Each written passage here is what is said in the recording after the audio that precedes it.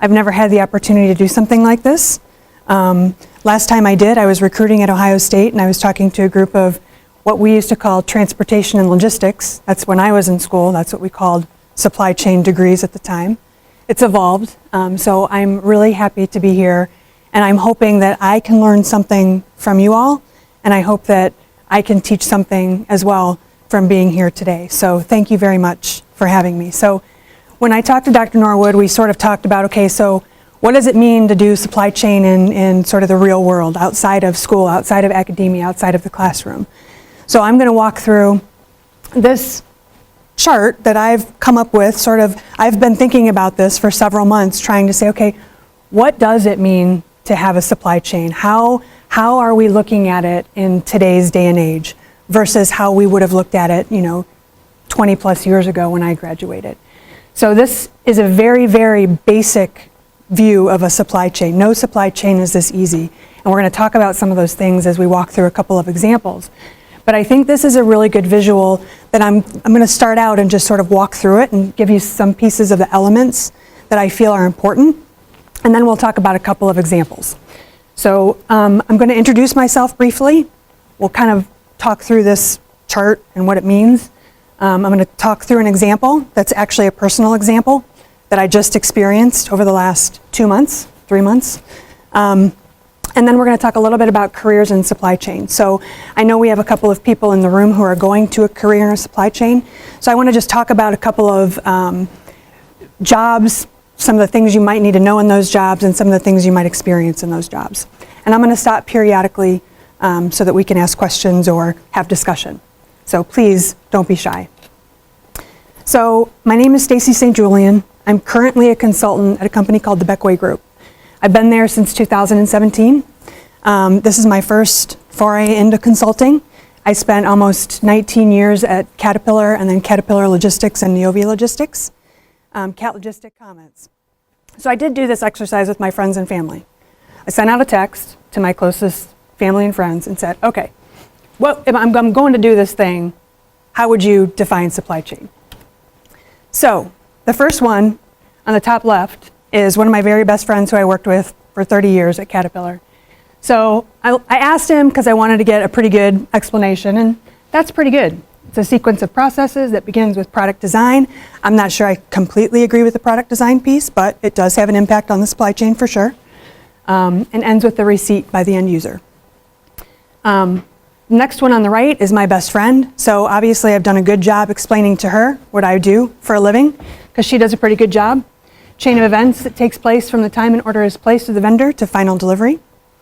And then my younger brother, I had to ask him, but what does my younger brother know? He's not very, he's actually a very bright guy.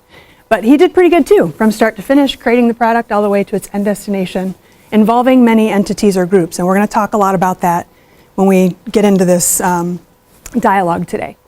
And then my 9-year-old nephew, so apparently they've been learning about different disciplines in their classes. So from raw material to consumer was what I got from Cooper. And I thought that was actually a pretty darn simple answer. That if you can think about it in terms of simple, that's pretty simple. So since we've done that, I'm going to really focus on this. I just want to talk a little bit about this visual and how I see it being put together, because there are a lot of components and it's extremely important that all of them work together. So just a little bit about how I developed this. So if you think about the flows, it's not only about the product flow because of the technology, it's also about information flow and visibility and how that information goes back and forth with your supply chain. The other thing is it's people, process, technology, and metrics. So the processes on the top, supply planning, and this is not all inclusive, by the way, but they're the ones that I thought were most critical. Supply planning, production planning, SIOP, or it's sales, inventory, operations planning, and demand planning. One housekeeping thing, if I say an acronym that you don't know, please throw something at me or call me out, because this is a business of lots of acronyms and I may slip up. As I've been practicing, I'm trying not to, but please throw something at me if I say an acronym that you don't know. It requires the people, the technology, and the metrics in order to assure that your supply chain is behaving effectively, efficiently in the way that you want it to. And then end to end, there's continual improvement. So when I talk about lean manufacturing, it's all about continuous improvement. So there's this iterative version of CI, continuous improvement, that goes on throughout your supply chain in every facet of the supply chain. And then ultimately, it's to serve the end customer. That's what you're trying to do. That's how you make money. That's where your profit comes from. So it's all about the customer. So some of the basics of this, just in general terms, that customer point of view is really important. And the customer has a need. It can be a forecasted need. It can be non-forecasted, which there's different ways to manage that within your supply chain. But ultimately, the supply chain is driven because your customer has a need. You know it, so they order it, or you forecast it, so you're planning for it. But that's what it's driven by. So customer point of view, and we were talking a little bit about this at lunch. Our expectations of of our supply chain has changed as consumers. We expect things right away. We were talking about Amazon and Walmart.com and how you can get stuff in a few hours, and now drone technology. But our expectation as consumers is changing. So when I worked at Caterpillar, I started as an inventory analyst. Our tagline, we used to have this cute little picture, was keep them running. And it was right part, right place, right time. That's 3 rights. So as I've done research for this, there's now 7 rights. So there's same thing, right part, right place, right time, right quality. The packaging needs to be in the right condition, at the right price, to the right location. But it all needs to drive value for the customer. And again, this has been evolving, and things are changing in the supply chain every day. I mean, as much as any of us could keep up with, really. There's so many different things happening. The other thing is, so the collaboration, we talked a lot about interaction. It's so important, not only inside of your organization, but also you have to collaborate outside of your own organization. So inside would be your sales team, your procurement team, your manufacturing team. And SIOP brings a lot of this together if done well, but not very many companies do it very well. So this SIOP thing is becoming, it's always been around, but it's now becoming critical to businesses, and they're really placing a high level of focus on this to get that collaboration that is required to make this supply chain work. So external to your organization is your suppliers, your customers. You could have third-party logistics providers like CAT Logistics providing a service to you. Freight carriers, for example, are outside of, but you have to control all of those within your supply chain to make it work, and you may not have overall control. Same within inner departments. Procurement doesn't always think that the operation does the right thing, and then there's finger pointing. So that collaboration becomes critical when you're trying to meet the customer expectation in your supply chain. And then flexibility, we were talking about this at lunch also. You can't predict everything that's going to happen. You can't predict tariffs. You can't predict natural disasters, tornadoes and hurricanes, which can really mess things up. You can't border closures, port strikes. I mean, all of these things are risks, and the risk is the next thing to your supply chain. And you're never going to know all of your risks. You're just not. The best thing you can do is to try to identify them, prioritize them for impact and for how bad they're going to kill your supply chain, and then put mitigating factors in place. You're never going to know all of them, but you have to be smart enough to try to say, you know what, this could really happen. As you're looking forward, you're forecasting the economic conditions. You have to have some of that, but realize that you're never going to catch all of them. So the flexibility becomes, do you hold more inventory? Do you have multiple suppliers for a component that is critical to the production of your machine? Do you have to add capacity in an existing warehouse or in an existing facility? So all of those things need to be considered when you're understanding that flexibility and addressing some of those risks. The other thing about risks and flexibility, it is a trade-off. There's cost to that, right? So There's cost to adding a bunch of inventory to your system. There's cost to bringing on a new supplier. There's cost to adding capacity. So it's a constant evaluation of those risks and of what it costs to do those and what are the trade-offs, because you still have to meet the customer. Your customer still has an expectation. So you have to balance all of those things in order to meet that customer expectation. So the people, technology, and metrics. This is, again, a kind of a buzzword that a lot of people have been saying, people, process, technology, people, process, technology. I do buy into that. I call out process separate as separate functions on the top because there's so many of them that drive your supply chain. People, we've heard a lot about automation. We're going to talk a little bit about technology.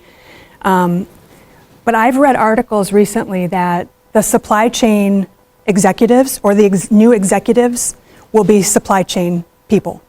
And when I say supply chain people, I don't mean procurement people, I don't mean transportation people, I mean people who can get their head around and understand all of this. And the reason for that is in the past, procurement worked in procurement and transportation worked in transportation and. But now with these SIOP process, all of these teams are having to come together because that customer expectation is changing. So we have to be collaborative in that. And you can't do that without people. You just can't. Not only that, with technology, you can feed all this data into this technology and it can spit out an answer, but is it logical? I mean, how do you know? Is it going to meet your expectation? Does it make sense? You have to have people to do the analytics throughout that process with that technology. The technology is great when it works right, but you always have to have people to make sure that it's going okay. And you have to have leaders. You got to have people leading these efforts. And talent management in the last couple assignments that I've had has been lacking in supply chain. And they've lost a lot of talent, a lot of really good talent. So now they're trying to rebuild that in order to be able to do things to make their supply chains more efficient and effective. So it's the people side is I'm really passionate about that side. It's one of my favorite things to do is develop people and teach them and train them. So I have a strong passion around the people side of it. Technology is, if anything, changing every day. I mean, you can't keep up with it, really. There's so many different pieces of technology. And the easiest way I could think to describe it, so most companies have an ERP. SAP or Oracle would be an example of an enterprise system that a company may have. And most of those systems have modules that will do supply planning, procurement, demand planning, that they'll have modules that do that. But depending on the business, that module may or may not be the best piece of software for your particular business. So then these companies go out and buy a transportation management system that has to bolt into their ERP. They buy a demand planning system that has to bolt into your ERP. They buy a customer relationship management system that has to bolt into your ERP. So now you've got all of these different technologies, yet you're trying to maintain visibility of your supply chain, and oftentimes they may connect to your ERP, but there may not be a good way to spit it out. So BI, we were talking about that. A lot of companies are using Power BI type tools, Tableau is another one, to feed all of this data from all of these different systems so that it can create some analysis that people can look at and make decisions on. So it's blown out of control. And honestly, with the companies that I've worked at, there's very few who do it very well across the supply chain. They might have good metrics in transportation, they might have good metrics in procurement, but very few of them have it across their entire supply chain. So this BI, this Power BI, AI, this is becoming much more important in businesses these days, specifically in the supply chain, to give you the visibility you need to manage it properly. And then measurements, KPIs, I shouldn't say nothing. Things that get measured get done. So coming up with metrics that you can look at, whether it be created through Power BI or right now there's, at the last company I was at, they're trying to do Power BI, but only for a really small part of their business. So they're looking at spreadsheets for these metrics and, other people's systems for these metrics. So they've got the metrics, but they're not just all rolled into one. But if you think of it in terms of the way the Caterpillar production system looks at it, there's people, quality, velocity, and cost. So I'll just go through maybe a couple of metrics in each that you might think about in a supply chain world. So people, safety, in a plant or in a warehouse is one of the people. Employee engagement, talent, are you functionally, do you have the right talent in the organization to run your supply chain? There might be things around, if you're cross-training people, there might be a cross-training matrix that you say, yep, Joe can do these 3 jobs, and we're going to get him trained on these 3, so that you're developing your people and you have that cross-functional knowledge. Quality, things like, do you have ISO type certification? Are you delivering a quality product? So do you have returns that are coming back to you? Is your supplier giving you a quality product to go into whatever it is you might be building into your widget? And then at Caterpillar, one of the big quality things was we had an assessment to sort of measure the lean manufacturing. And that was really a quality metric to say, is your manufacturing plant or is your facility meeting the level of quality that we expect? And then velocity, on-time delivery, your order to delivery cycle. So how long is it taking you to get, when you get an order from your customer, how long is it taking you to deliver that order to your customer? So transportation, are you assuring that when we did a lot of specialty transportation at the last company I was at, because it's really big data center stuff, and there's all kinds of special requirements about calling ahead and about how you deliver to a site and the manner in which it gets delivered, so it has to be on certain types of equipment for certain job sites. So that was a quality metric that we instituted at the last company I was at. So, velocity metric. So it really does depend on your business. So those are just some examples. And cost, logistics cost as a % of sales, or distribution cost as a % of sales. What's your cash to cash cycle? What kind of inventory shrinkage do you have? What is your overall spend for procurement in certain types of indirect supply or direct supply? So those are just some examples, but there's a multitude of things that you can measure, and they differ across businesses. So it's not always going to be the same, but if you think about it in terms of those 4 categories, I think you can probably come up with some good measurements to measure your supply chain. And then I'm going to say it again, and I'm going to keep saying it, but continuous improvement. So you got your metrics. What are they telling you? Where do you have to go fix problems in your supply chain? So it's a constant, iterative, continuous improvement process. This is great. Okay, we're sure? All right, now I'm gonna jump into my own personal example,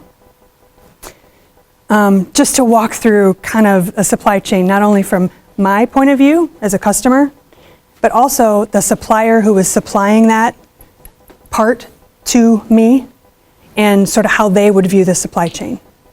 So hopefully that makes a little bit of sense. So let's assume you graduate from OSU, get a job, it's going to pay you a boatload of money, and you're finally able to get that car that you've always wanted. So I finally was able to buy a Jeep Grand Cherokee, 2014. I bought it brand new, my first brand new car. I was so excited. So it was right before Christmas. Right before Christmas, I go out and get my car, and the screen, the electronics, the touch screen, black, won't come on. My heat won't come on, my radio doesn't come on, it's just black. I'm like, oh my gosh. So the side note of the story is we're supposed to drive this car to Michigan in 2 days, and I can't drive it because I can't drive it like this. So take it to the dealership, what's going on? They take a day to troubleshoot it, a full day to troubleshoot it. I told them, look, I'm supposed to be driving this car to Michigan from Dallas in a couple days because it was the holiday. Oh, well, we think you need a new radio. So what happened was the radio was kind of working, kind of not working. Well, when they took it in to check it, they didn't tell me this, but once they check it and it gets like unserialized, it just stops working altogether. So it had intermittent functionality by the time I took it in there. Now it has nothing. I can't do anything with it. So now I have to leave the car at the dealer. So a radio is something that a dealer is not going to inventory. They're not going to put it in there. They don't have room. It's a radios don't go, this whole electronic thing that like runs my whole car doesn't fail very often. So they're not going to forecast to have that in their inventory. So, okay, so where are you going to get it? So I do this for a living, right? So I'm in their faces, like, okay, I know how this works, right? Because if the dealer doesn't have it, then you go to your distribution center. So Mopar is the parts business for Jeep, Dodge, Chrysler. So, and they're one of my customers, by the way, in my previous job at Neovia. So I know a little bit about how their distribution network works.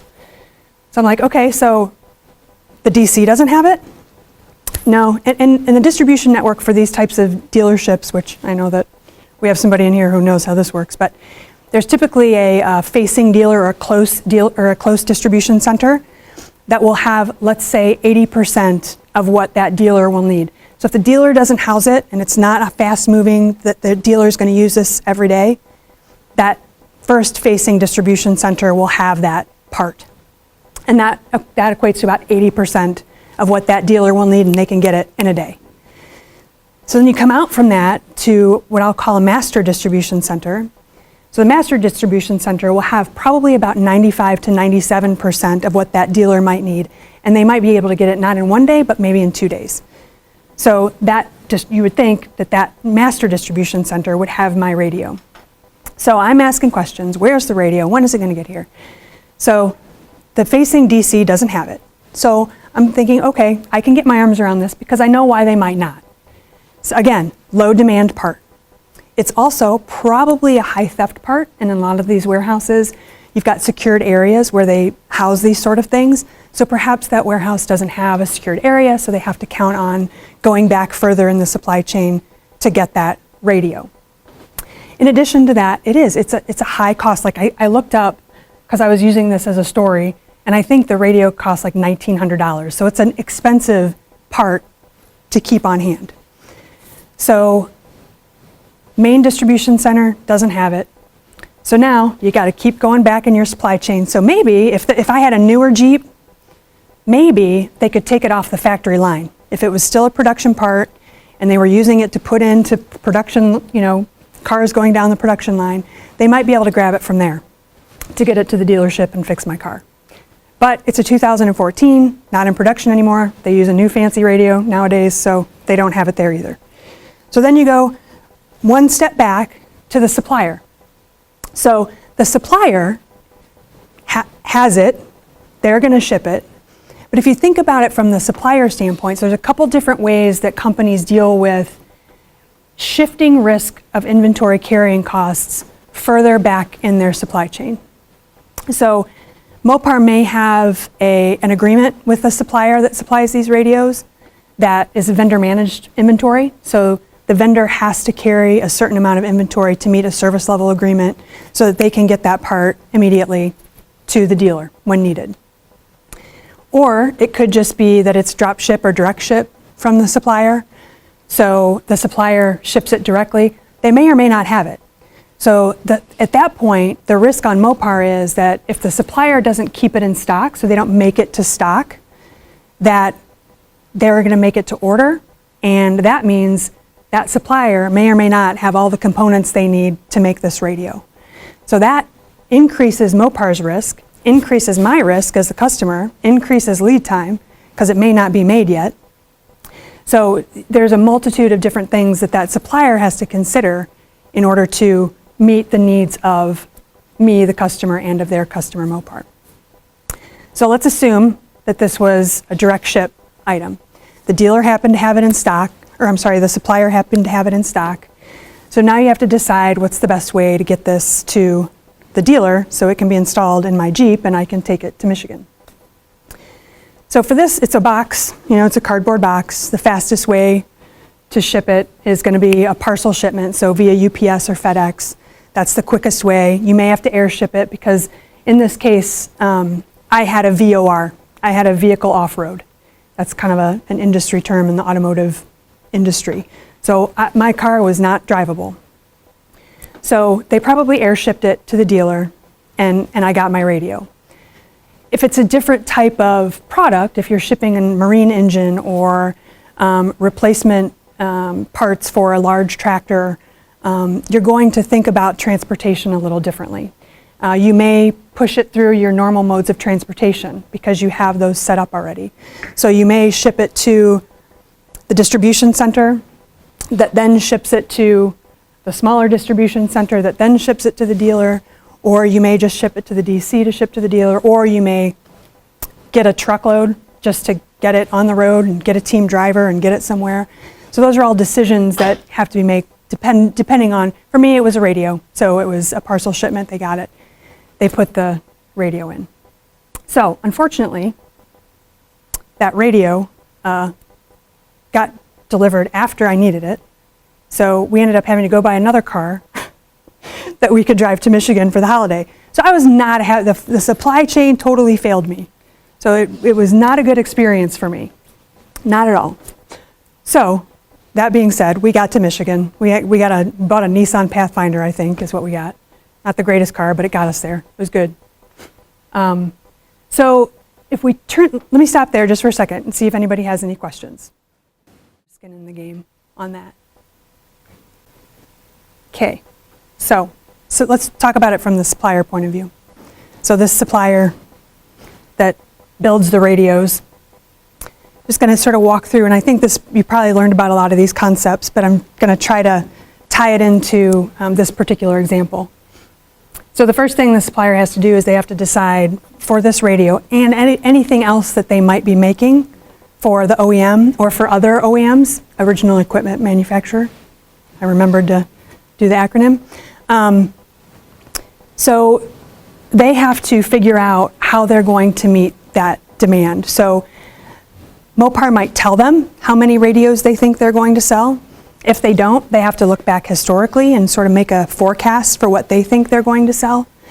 They have to make a decision about how they might balance the supply. So if you think about, and I don't really know what it takes to make a radio, so I'm just making this up. They may have to get plastic, they may have to get, molding to put the radio in, they might have to have a wiring harness, they might have to have that touchscreen thing, they probably have to have software. So they have to figure out how they're going to balance that supply, because if it's a $1,900 part, it's probably not cheap to get the components to make it that go into this radio. So they have to figure out how to balance that supply with their demand. And they could, I think I mentioned this before, make to order is an option, make to stock is an option. So they need to figure out how they're going to meet the need of their very important customer. So they balance the supply, balance the demand, how are they going to meet it? So then they have to develop the forecast. And there's lots of different ways to do this. I know you talked about a lot of them in class, but I'll go back to the technology. There's a lot of technology out there that does this type of work on behalf of organizations. So conceptually, it's important to understand the concept. So, what are all these different forecasting mechanisms? Do you look back? How far do you look back? How do you look forward, for new products, for example? But the company has to understand how they're going to do that. There's two sort of methodologies. You can either say, I'm going to build to stock, which is a push methodology. So you're pushing material into your supply chain, assuming that you're going to get an order for these parts. So that's one way. Then pull is really where you're kind of waiting for the customer demand to happen. Customer says, I need a radio, I'm going to make the radio. So there's kind of two different methodologies to meet those demands. And again, this is at a high level. There's a multitude of other ways you can do this. So I'm just trying to conceptually run through this example and how this might have worked at the supplier. So once you develop your plan, your forecast, you know how many you got to build, now you got to build it into your production plan. So if this supplier builds several other things for other OEMs or for Mopar, they have to build this into their overall plan. So how many people do they have that know how to build this particular model? And how many shifts do they run?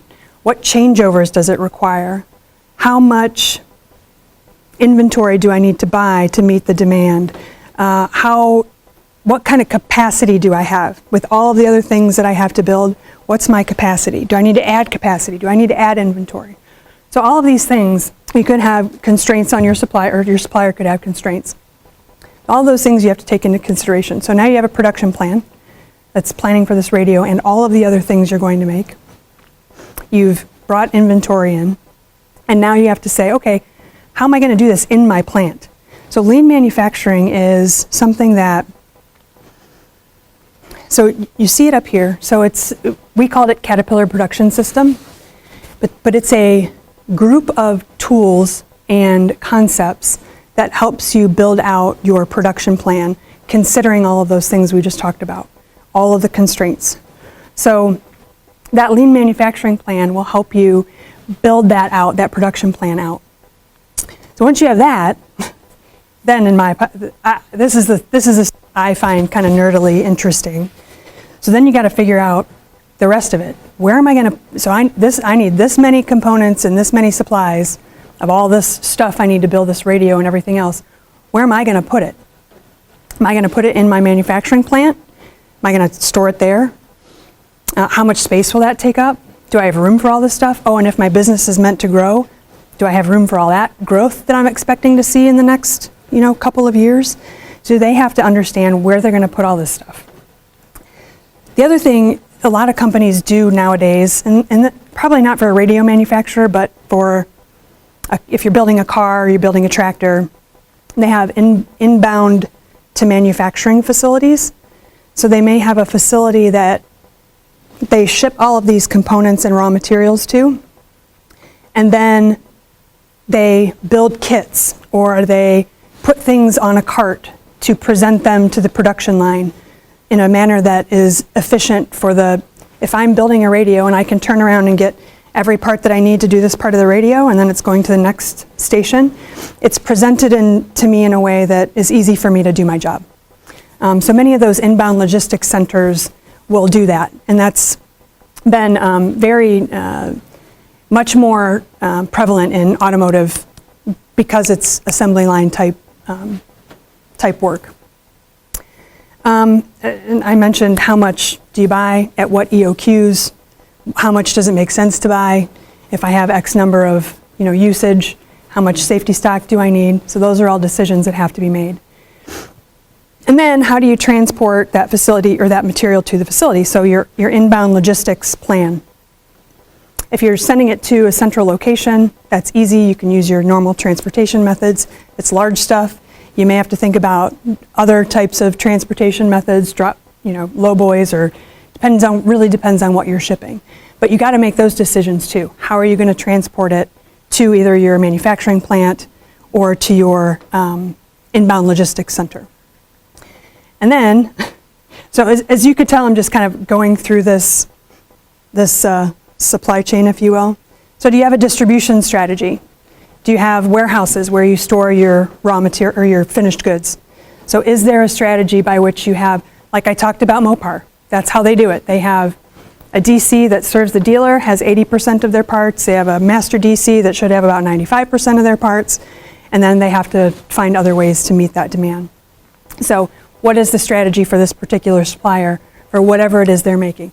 And they may store it at their manufacturing plant. They may have a distribution network. They may use a third-party logistics company to manage their distribution, where they can carve out a piece of a building that a third-party logistics company is running and put it in there. So there's lots of different options. And then how will it be stored for consumption and presented to the line, which I talked about with the inbound logistics function, but that also can be done in a manufacturing plant. I talked to a client yesterday who is having turnover in their plant of these people who are basically part runners. So they run parts to the manufacturing line and put it where it needs to be so the manufacturing can happen easily. So there's a multitude of ways that you can do that internally or externally to the organization. And then I think I already mentioned the distribution. Yeah, so all of these things, and this is just one example, but all of these things roll into an overall supply chain strategy for these companies. And it's built on the technology, helps them do it, their people, the metrics, and the processes. I mean, it all really does come back to people, process, metrics, and technology. In my experience, right now, where many companies are, especially these private equity companies I work with, they're not really sophisticated in this.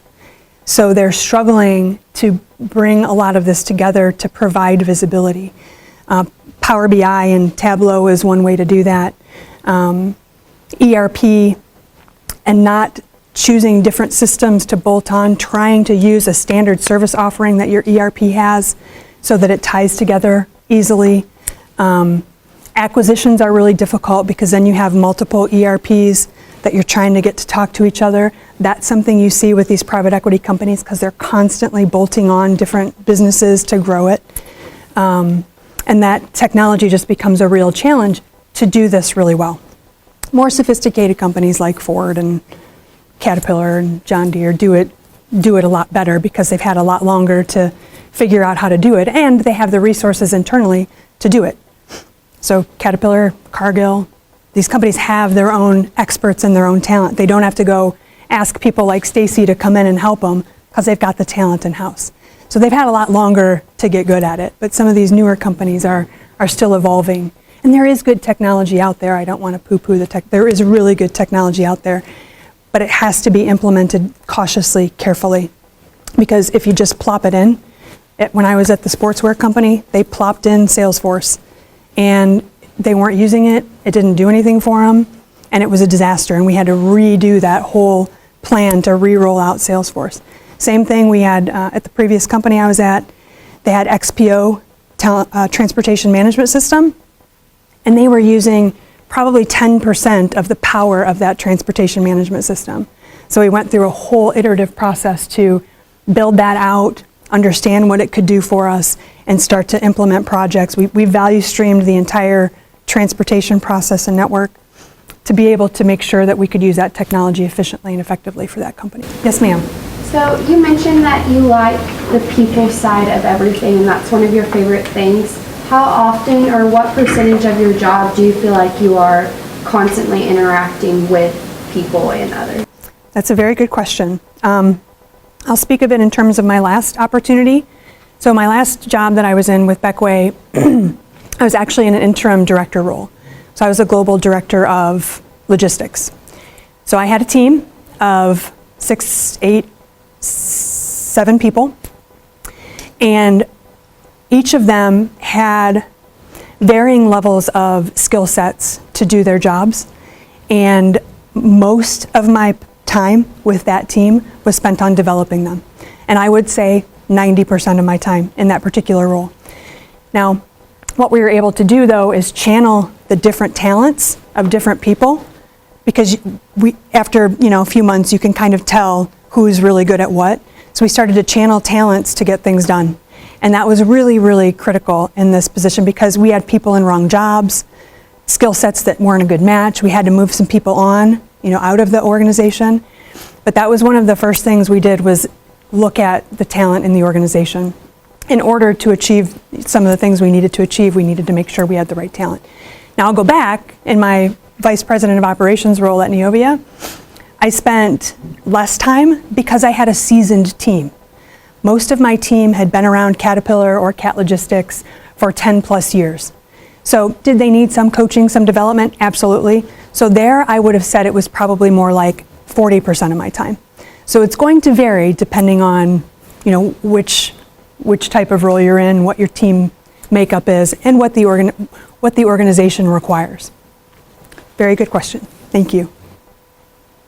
Yes, this sir. question might be a little bit early because you're still early in your talk, but you said as a consultant role, can you walk through some of the steps whenever you go to another company to help them? What does it look like? How do you actually figure out where they're having challenges and how to solve those specific needs? It's a very good question. So sometimes I'm told, this is the problem, go fix it. Sometimes, when I went into the sportswear company, they told me what the problem was, but come to find out, that was just the result, the numbers were the result. The problem was a whole varying other group of things. So in that particular assignment, and Dr. Norwood asked me a very similar question, I had to build relationships. I had to ask questions. I had to get data. I had to fight for data.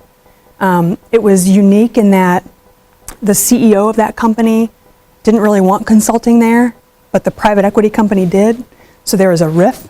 So that was, you had to kind of play around with that. But really it's about balancing the relationships that you build with solving the problems. So the problem was really sales are going down in this area and profitability is down. And in fact, if you backed up and did some root cause analysis, which, you know, is part of the whole lean system, you really found out that there were some leadership issues. The sales force had just been changed around in the United States, which caused some challenges. They changed from inside sales to outside sales, which caused a huge problem in how they were addressing their customers. They missed a whole long tail of customers that were the highest revenue base, but they kind of just got forgotten. Nobody was going to see them, nobody was calling them, nobody was doing anything about it. You know, nobody was sending them marketing material. So while the private equity thought it was leadership from the top, there were, you know, 5 or 6 really priority things that needed to be addressed. But it's asking questions, sitting down with people at lower levels in the organization. Executives don't always know the truth. They really don't. Sometimes they have no idea. Sometimes they are really, really spot on and know exactly what's going on. In that particular case, he did not come from this industry. So my approach was go further down in the organization, find out what's really going on. And people will talk to you. If you have any kind of rapport and can build relationships, people will tell you what's going on. So again, back to sort of the people side of it too, I suppose. But you got to build that rapport. Does that help, that answer? Okay, great. Other questions? So being off of that, so coming from an outside, coming into the company with your job to help them, how much responsibility or like ability do you have to say, because people, as you mentioned in your first example, relationships and talent, if you said the problem is that you have good talent but they're on the job, do you have the ability to say these things need to be changed, or is it just suggestions that you're saying this is what I would suggest you do, but it's up to you to make those? It's a good question. In both of my assignments, it would have been different. So my first assignment at the sportswear company, I didn't have any decision-making rights. I was suggesting. And we did some of those things at that company, and we didn't do some of those things. The last company I was at, I was in a leadership role, so I had decision-making rights to make those changes myself. Now, I still had to talk to the person I reported to is our chief procurement officer. So I still had to talk to and run through my rationale, but no different than I would have had to do if I was working at the company full-time. So it just depends on what sort of decision-making rights you've been given going into a certain assignment. Does that help? Okay.